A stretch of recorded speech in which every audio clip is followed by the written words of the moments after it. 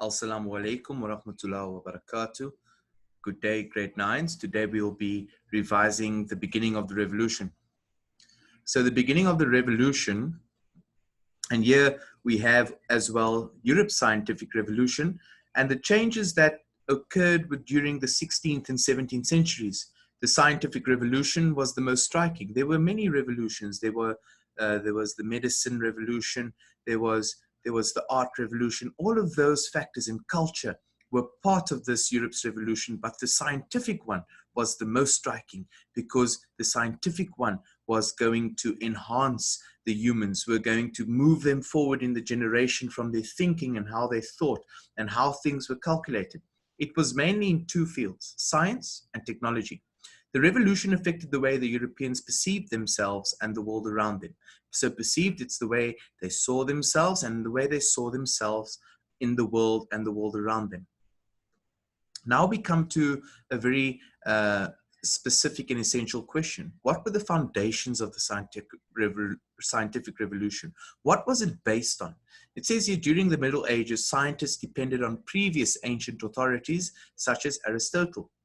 Old ideas of knowledge started shifting in the 15th and 16th centuries. Renaissance humanists mastered Greek and Latin, so they learned about other philosophers who contradicted Aristotle in his views. Humanists started questioning the old learned ideas and thus saw the ideas from new perspectives. So, the old ideas were challenged, they were questioned, and people started seeing things in a new light. And that's why we also call it the Enlightenment period in Europe, where new ideas started coming. The old ideas that were not relevant during those times anymore started changing, and this marked big changes in the world.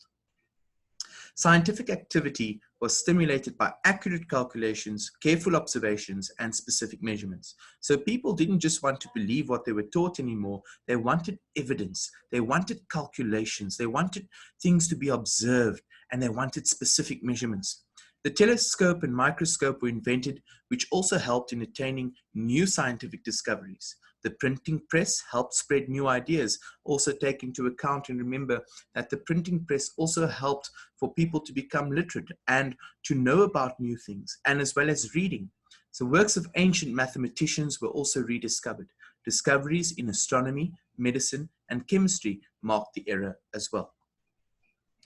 And here we have Archimedes and Plato, and it tells us a bit about their contribution and the role that they played during the revolution. Archimedes, okay, he was a Greek mathematician, a physicist, engineer, and inventor and astronomer. And we have Plato, okay, he was an Athenian philosopher during the classical period in ancient Greece. He was the founder of the Platonist school of thought and the academy, the first institution of higher learning in the Western world. And here we also have two famous scientists, okay? You see the pictures of them at the bottom. We have Einstein, and we also have Newton, and you've learned about them in science as well. And here it tells us Earth at the center of the universe, okay? It went in this order, the way things developed in science. The Earth was first, or the philosophers that had the idea that the Earth was geocentric. Geocentric means that the system was Earth-centered. And then came the Copernicus, okay, that the universe was heliocentric. They said that the Earth or the universe was sun-centered. And obviously more discoveries were attributed to Galileo and then Isaac Newton's three laws of motion, as well as Einstein, who presented the law of relativity during this era of the beginning of the revolution. And here it tells us medicine and chemistry was also at the forefront, as mentioned previously. Okay, so these are kinds of things that I don't want you to remember word for word, but to have a broader understanding of the scientific and the beginning of the revolution. Okay, we also need to take into account that women also contributed to several discoveries during the scientific revolution. And we will see a little bit later in the chapter as well, a bit more about the role that they played as well.